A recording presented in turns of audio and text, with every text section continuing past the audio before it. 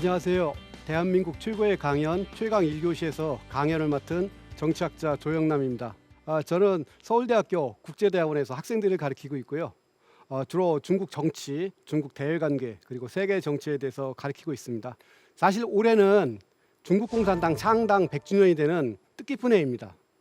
그래서 중국에서는요, 이에 대해서 성대한 행사가 진행되고 있고요. 마찬가지로 중국을 연구하는 학계에서도 이 문제를 두고 계속 토론을 하고 있습니다. 이처럼 저희 전문가들, 학자들은 중국 문제를 깊이 있게 논의하는데 이거를 학자들, 전문가들만 논의하는 건 좀 그렇다라는 좀 생각이 들었습니다. 중국이 우리한테 매우 중요하기 때문이죠. 그래서 우리 시청자 여러분과 함께 중국 문제를 한번 깊이 있게 논의하고 또 우리는 한국은 앞으로 어떻게 해야 될지에 대해서 진지하게 한번 생각해 보자라는 뜻에서 나왔습니다. 오늘 강연 주제는 중국 누가 움직이냐입니다.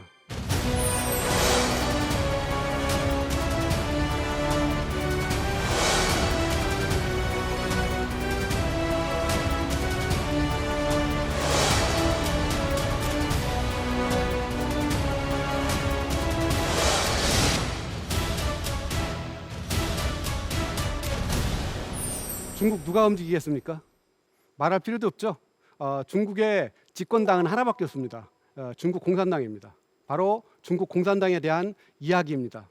근데 제가 중국 공산당이라는 말을 끝냈을 때 시청자 여러분이 머릿속에 떠오르는 첫 번째 생각은 어떤 건가요? 재미없다, 고지식하다, 너무 급진적이다. 예, 다 맞을 수 있습니다. 특히 코로나19 사태 이후 중국에 대한 선진국 국민들의 감정이 매우 안 좋아졌습니다. 여러 설문조사에 따르면 한국 국민들도요, 중국에 대해서 호감을 갖지 않는다, 즉 싫어한다라는 사람의 비중이 85%입니다. 더 심한 데는 90%인 나라가 있어요. 따라서 별로 그냥 유쾌하지 않을 수도 있습니다. 그런데 중요한 거는 중국도 그렇고요, 일본도 그렇고 우리 이웃 옆 국가라는 겁니다. 싫어하는 건 싫어하는 거고요. 그래도 같이 협력해야 될 건 협력해야 되고 경쟁할 건 경쟁해야 되는 거고요. 그러기 위해서는 이해해야 됩니다. 그래서 중국 공산당을 좀 검토할 필요가 있다라는 겁니다. 가장 중요한 게 중국의 정치 체제를 한마디로 규정하라 그러면 우리 대학원생들은 뭐라고 하느냐면 당국가 체제라고 합니다. 이게 무슨 뜻이냐면요, 공산당하고 국가가 조직적으로 인적으로 결합되어 있고 실제 정치에서는 공산당이 주도하는 체제를 말합니다. 이거는 공산당이 국가보다 훨씬 중요하다는 뜻입니다. 그리고 그건 역사적으로 형성됐기 때문에 그렇습니다. 즉 1921년에 중국 공산당이 먼저 창당됐고요. 그 다음에 1927년에 인민해방군이 만들어졌고요. 이 둘이 힘을 합쳐서 혁명에 성공해서 1949년에 중화인민공화국이 만들어진 겁니다. 그래서 중국에서는요, 공산당, 군, 국가 순으로 권위가 있어요. 따라서 중국 정치, 더 나아가서는 중국 전체를 이해하려고 할 때 이 공산당을 모르면 이해할 수가 없습니다. 근데 문제는 뭐냐? 알기가 쉽지가 않아요. 왜? 바깥으로 잘 드러나지 않기 때문에. 특히 외국 사람들이 중국 공산당을 이해한다는 것은 쉽지 않습니다. 그래서 제가 아까 말씀드렸듯이 고지식하다, 급진적이다, 자꾸 이런 이미지만 있죠. 근데 그런 이미지와 꼭 부합하는 건 아닙니다. 또 중국 공산당은요, 국가 헌법하고 공산당 당원에 보면 뭐라고 규정되어 있느냐, 사회주의 사업의 영도 핵심이다 이렇게 규정되어 있습니다. 즉 중국에서 벌어지는 중요한 일들은 다 공산당이 한다라는 뜻이에요. 우리한테 여기서 관심이 있는 것은 다른 게 아니라 주로 개혁개방입니다. 원래 사회주의 종주국은 중국이 아니라 어느 나라였었죠? 네, 소련입니다. 그런데 소련 공산당은, 그리고 소련은 1991년에 망했어요. 동유럽 사회주의 국가도 대부분 다 망했습니다. 근데 중국은 망하지 않았어요. 망하기는커녕 오히려 중국 공산당의 지도하에 개혁개방을 성공적으로 이끌어서 지금은 미국과 더불어 세계를 다스리는 G2, 그룹 오브 투라고 이야기가 나옵니다. 오늘 제가 바로 이제 시청자 여러분을 같이 이야기할 내용의 핵심 내용이 이거예요. 이거 어떻게 가능했지? 소련 공산당은 망했는데 다른 선진 사회주의 국가 정당도 다 망했는데 공산당은 왜 안 망했을까? 그 이유가 뭘까? 이건 한번 검토해 볼 필요가 있습니다. 중국 공산당원이 몇 명이냐면요, 9,200만 명입니다. 우리 대한민국 인구 5천만에 약 2배 가까이 돼요. 그래서 중국인 15명 중에 1명이 공산당원입니다. 궁금하지 않으세요? 도대체 뭐 하는 집단인가? 저렇게 많은 사람들이. 물론 숫자로 치면 더 많은 그 당이 있어요. 어느 나라에 있는 당일 것 같습니까? 예, 인도에 있는 인도인민당이라고 해서 당원 숫자가 1억 8천만 명입니다. 1억 8천만 명. 현 집권 여당이고요. 모디 총리라고 혹시 들어보셨어요? 예, 모디 총리를 배출한 당이. 근데 중요한 거는 인도인민당은 선거정당이에요. 그래서 선거 때만 주로 움직입니다. 근데 중국 공산당 그렇지 않습니다. 일상적으로 움직이고 있고요.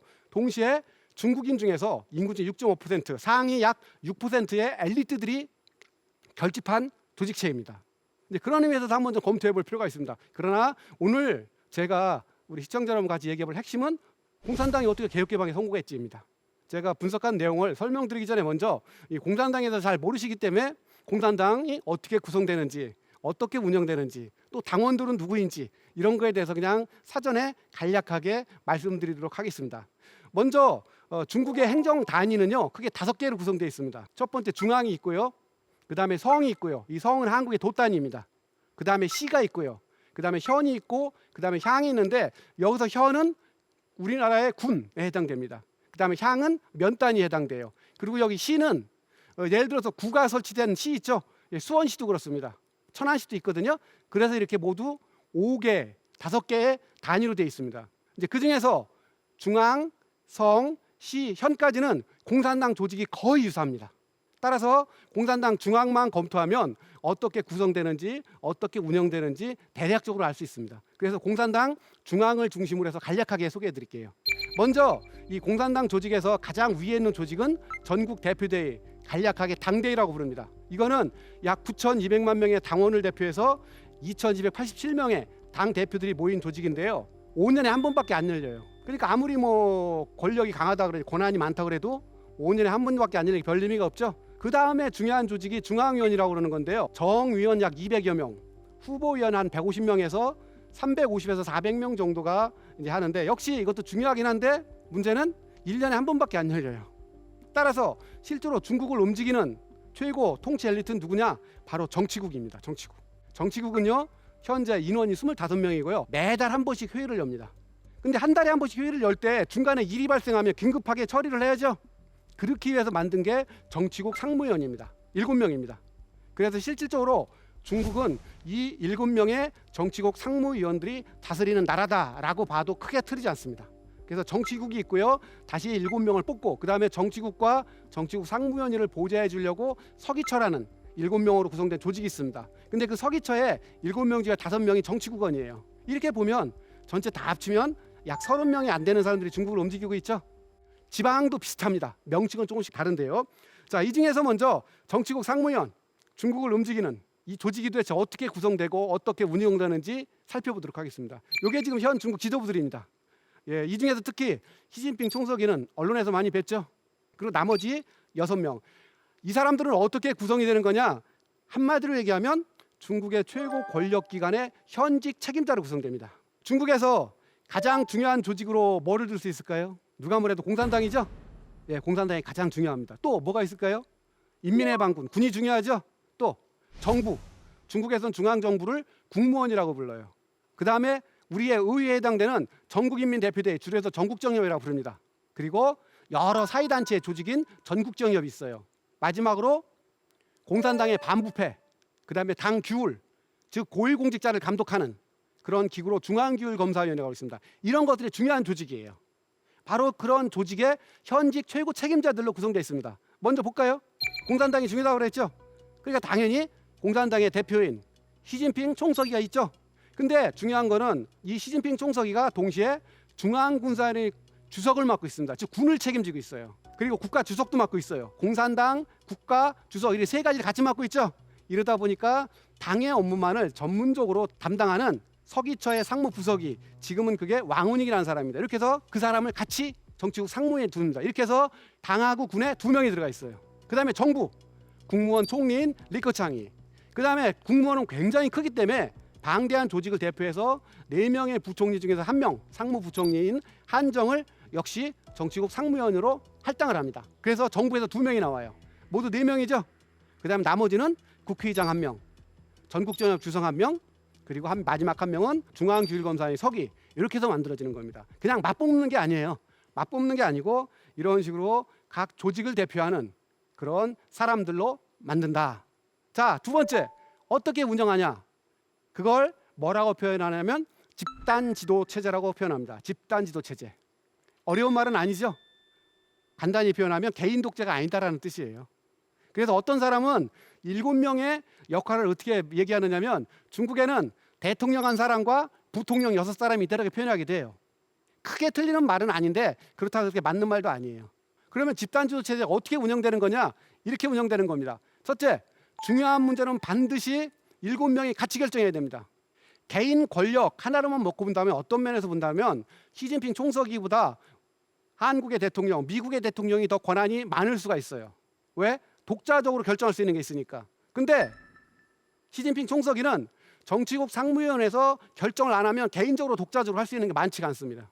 이게 첫 번째 원칙, 집단 결정이에요. 혼자 할 수 없습니다. 다 무효입니다.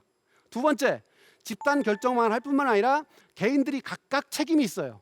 그래서 이걸 합쳐서 집단 결정과 개인 분당 결합의 원칙이라고 합니다. 자, 그러면 구체적으로 어떤 역할을 맡고 있는지는 이 사람이 어느 기관 출신인지 보면 금방 알 수가 있습니다. 아까 우리 같이 봤던 그 7명의 사람들 다시 한번 볼까요? 우선 시진핑이라는 사람은 공산당 총서기, 중앙군이 주석, 국가 주석이라고 그랬죠? 그럼 이 사람의 역할은 뭐겠어요? 공산당을 대표해서 개혁 개방을 총괄하는 사람입니다. 이 사람의 임무는 또 국방을 담당합니다. 중앙공산의 주석. 그다음에 외교를 담당합니다. 이게 이 사람의 고유한 권한이에요. 마찬가지로 왕운이라는 사람은 총서기를 보좌해서 공산당 조직, 공산당 이념을 담당하는 사람입니다. 총리의 주로 역할은 경제 관리하고 행정입니다. 한정이라는 사람도 마찬가지예요. 총리를 보좌해서 경제 관리와 행정을 맡습니다. 그러면 전국인대 위원장은 입법과 감독입니다. 중국에서 법 만드는 거 있죠? 그다음에 정부 감독하는 거 이 사람 책임이에요. 그다음에 전국정협 주석 왕양이라는 사람인데 이 사람은 뭐냐? 여기에 주로 속한 조직이 어떤 조직이냐면 노동조합, 부녀자연합회, 공산주의 청년단, 우리나라 정경련 같은 공상업 연합 이런 조직들이에요. 그래서 이 사람은 지식인 정책, 소수민족 정책, 화교 정책 이런 걸 담당하는 사람이에요. 마지막으로 중앙기율검사의 서기는 아까 얘기했던 부패 문제 이런 걸 담당합니다. 이렇게 해서 역할을 분담해요. 하나 예를 들어볼게요. 북한에 김정은 체제가 등장했습니다. 그러면 중국이 외교 정책을 정해야 되겠죠? 중국의 북한 정책을 어떻게 바꿔야지? 핵 정책을 어떻게 바꿀까? 그러면 이러한 중요한 의제가 과제가 주어졌어요. 그러면 이러한 7명 중에서 이 북한의 문제, 북한에 대한 중국의 정책을 담당할 수 있는 사람 누구겠습니까? 아까 말씀드렸죠? 시진핑입니다. 그럼 그 사람이 의제를 제안해서 정치국 상무위원회에서 논의를 합니다. 북한이 뭐 이런 상황이 있지만 그래도 같이 관계를 유지하자라고 결정을 내렸어요. 그럼 그 집행을 누가 책임져야 되는 거예요? 시진핑이 책임지는 겁니다. 문제가 발생하면 그 시진핑이 책임져야 돼요. 작년에 코로나19 사태가 발생했죠? 그러면 그건 어느 분야에 속할까요? 행정 분야에 속합니다. 그래서 코로나19가 발생했을 때 임시 태스크포스가 만들어졌어요. 그러면 그 태스크포스 조장은 누가 맡았겠어요? 리커창이 맡았습니다. 총리 리커창이 맡고 그 사람이 모든 걸 총괄 지휘했어요. 문제가 나중에 그 코로나19를 잘못 처리했다. 그럼 책임은 누가 져야 되는 거예요? 리커창이 져야 되는 겁니다. 이런 식으로 돼 있습니다. 이게 집단 지도체제라는 겁니다. 그런데 이게 시진핑 정부 들어와서 약간씩 흔들리고 있어요. 그건 다음에 검토할 기회가 있고요. 자, 그다음에 어떻게 구성되나 한번 볼까요? 먼저 아까 우리 다시 7명 지도자로 가볼까요? 이 중에서 나이 가장 많은 사람이 몇 사람입니까? 리 짠수라고 67세죠? 그렇습니다. 그 68세 규정이라고 그러는데요. 68세가 넘어가면 정치국과 정치국 상무위원회에 취임할 수 없다라는 게 내부 규범입니다. 이건 법이 아니에요. 정치 엘리트들끼리 합의한 거. 이거 깨질 수 있어요. 언제든지 깨질 수 있어요. 그러나 지금까지 지난 20년 동안에 지켜졌습니다. 정치국과 정치국 상무원은 67세까지만 가능해요. 그 다음에 나머지는 어떻게 뽑는 거냐면 그 순서가 대략 정해져 있습니다. 어떻게 정해지느냐? 맨 먼저 정치국원과 정치국 상무위원이 될 사람들 있죠? 될 사람들의 풀을 200명을 선발합니다. 누구 중에서 선발하는 거냐? 장관급 지도자 중에서 200명을 미리 선발해요. 대개 이제 공산당 중앙 조직부에서 하는데요. 그리고 나서 2단계로 중앙위원과 원로들 합치면 400명이 되거든요. 이 사람들이 모여서 그 200명 중에서 추천을 합니다. 그리고 3단계로 정치국원위에서 이 추천된 사람을 갖고 다시 협상도 하고 그래서 결정을 합니다. 그리고 마지막으로 중앙위원회에서 선출되는 겁니다. 이게 무슨 뜻이냐? 중국에서는요, 최소한 정치 엘리트들로부터 지지를 못 받는 사람은 정치국원과 정치국 상무위원이 될 수 없다는 겁니다. 비록 선거는 안 하지만 이처럼 나름대로 최고의 통치 엘리트를 선발하는 그러한 제도가 있습니다. 이제 그 제도에 입각해서 만드는 겁니다. 요까지가 바로 이제 공산당 통치 기구들 중앙과 지방이 어떻게 구성되고 어떻게 운영되는 거에 대해 설명드린 겁니다. 지방도 똑같습니다. 예를 들어서 베이징 당위원회를 한번 보면은요, 중앙에 정치국이 있듯이 베이징 공산당 위원회에도 13명의 상무위원이 구성되어 있습니다. 방식은 똑같아요. 그래서 베이징시 전체를 총괄하는 그런 당서기가 한 명 있고요. 그 사람이 넘버원입니다. 그 다음에 시장이 있고요. 그리고 당의 업무를 맡는 상무부석이, 그래서 시장하고 상무부석이 두 사람이 부석입니다.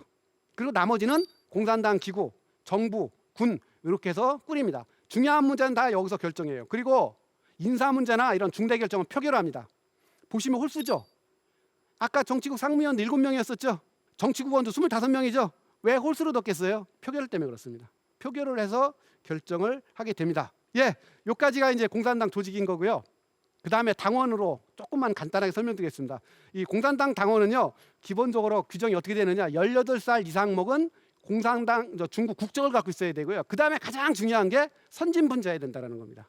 노동자, 농민, 군인, 지식인 등등의 선진분자, 이걸 선진분자라는 중국어를 우리식으로 표현하면 엘리트라는 겁니다. 그래서 저는 그렇게 규정해요. 중국 공산당은 중국 각계 각 분야 상층 5, 6%의 엘리트들의 연합체다, 이렇게 보고 있고요.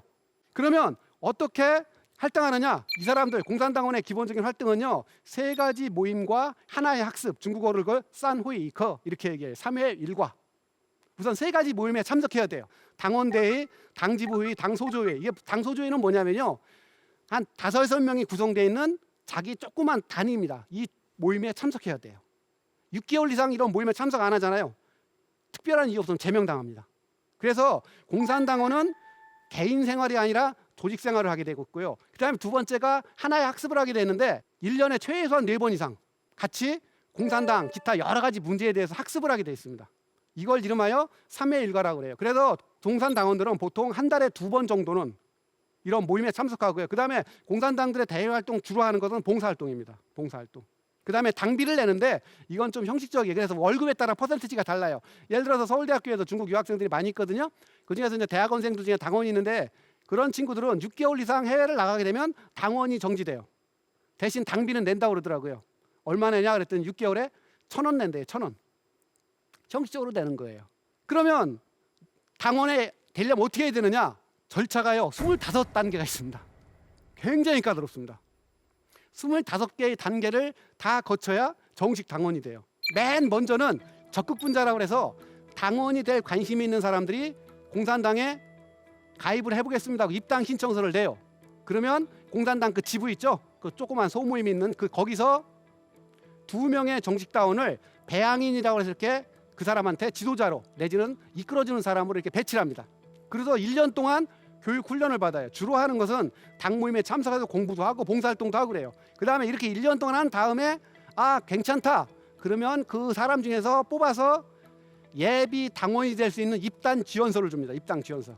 그리고 입당 지원서 주면 그 당 소조 모임에서 회의를 열어서 표결로 해서 결정이 되잖아요. 그리고 위에 보고해야 됩니다. 그리고 위에서 2명 이상이 파견이 돼서 이 사람을 또 검토를 해요. 세금은 제때 냈는지 문제는 없는지. 그렇게 해서 다 통과가 돼야 예비 당원이 됩니다. 예비 당원이 되면 다시 1년 이상 똑같이 학습하고 검토하고 훈련받아요. 그리고서 3단계로서 드디어 마지막으로 입당을 하는 게 됩니다. 이렇게 하다 보니까 아무리 빨라야 2년 6개월 걸려요. 공산당원이 되려면. 그래서 보통 2년 6개월 3년 걸리고요. 그러면 얼마나 되려고 하느냐? 많이 되려고 합니다. 그래서 1년에 적극분자가 되겠다고 지원하는 사람이 대략 2천만 명이 지원합니다. 그중에서 예비 당원까지 적극분자가 되는 사람은 900만 명에서 1,000만 명, 그냥 1,000만 명이라도 돼요. 크게 안 틀려요. 2분의 1만 돼요. 그 다음에 최종적으로 1,000만 명의 적극분자 중에서 나중에 예비 당원 다원까지 되는 사람은 100만 명에서 150만 명입니다. 그래서 결국 2천만 명이 지원을 해서 맨 마지막에 100만 명에서 150만 명, 약 5%에서 6%만 당원이 됩니다. 그 정도로 엄격하고요. 되기가 힘들어요. 이렇게 해서 공산당원들 3명이 있으면 조직이 만들어진다고 그랬죠. 그래서 중앙에서부터 이 기층 바닥까지 약 50만 개의 공산당 조직이 있습니다. 그리고 이 공산당 조직은요, 평상시엔 잘 안 드러나요. 근데 언제 드러나는지 아세요? 위기 때 드러납니다. 우리 코로나19 사태와 관련해서 우한시를 76일 동안 이렇게 봉쇄했다는 얘기 혹시 들어보셨죠? 참고로요, 우한시는 인구가 얼마냐면요, 960만, 약 1,000만 명이에요. 서울시랑 규모가 같아요. 1,000만 명을 76일 동안 봉쇄한 거예요. 아파트 단위로. 그럴 때 전국에 있는 의사와 간호사들이 거기에 갔거든요. 그럼 떠오르는 게 있죠. 거기 완전히 코로나19에 기본 발원지고 굉장히 위험한데 누가 가려고 할까? 누가 가려고 하겠습니까? 그때 공산당 총석이었던 시진핑이요. 제 기억으로 그 1월 27일인가 그쯤으로 기억하고 있는데 공산당 총석이로서 공산당 조직과 당원들한테 지시를 내립니다. 코로나19 중국에서 쓰는 표현이에요. 인민전쟁에 공산당원과 조직이 적극 참여해달라라고 호소를 해요. 그리고 공산당원 모금운동을 벌입니다. 그래서 수조 원에 달하는 돈을 거뒀고요. 그리고 처음에 지원했던 그 우한시에 지원했던 의사가 4만 명 정도가 되는데 대부분이 다 공산당원입니다. 또 공산당 총서기뿐만 아니라 중앙군사연의 주석의 신분으로서 또 시진핑이 지시를 내려요. 인민해방군. 그래서 매일 20만 명이 소독이나 이런 데 참석해 이렇게 그 방역 활동을 주도했어요. 이처럼 평상시엔 잘 안 보이는데 위기 때가 되면 이게 나타나게 됩니다. 그래서 주로 중국에서 공산당원의 주된 활동은 봉사활동, 자기학습 이런 거예요. 우리처럼 무슨 특권 이런 건 아니에요. 마지막으로 이거와 관련해서 궁금하실 것 같아 하나만 더 말씀드리면 이 공산당원이라는 것은 정치 신분이기 때문에 무슨 월급을 주거나 그러는 게 아니에요. 혹시 노동조합에 계신 분들은 아시는데요.